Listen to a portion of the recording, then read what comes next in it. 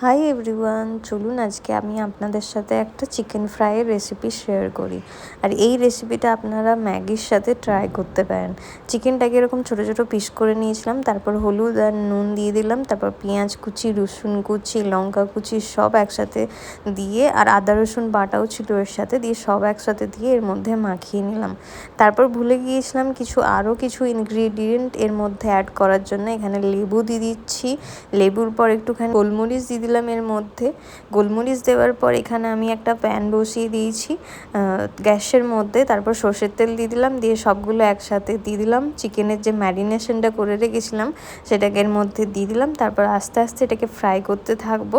এটা ভাজা ভাজা হতে হবে, তো হাই ফ্লেমেই করব। তারপর লঙ্কার গুঁড়িটা এর উপর থেকে একটুখানি ছড়িয়ে দিয়ে ভালো করে ফ্রাই করে নিলাম, যাতে চিকেনগুলো পুরো বয়েল হয়ে যায়। আর যেহেতু ফ্রোজেন চিকেন ছিল সেই জন্য তাড়াতাড়ি বয়েল হয়ে গিয়েছিলো, তাই বেশি ভাজতে হয়নি। এই যে আমার রেডি হয়ে গেছে চিকেন ফ্রাইয়ের রেসিপি, আপনারাও ট্রাই করবেন।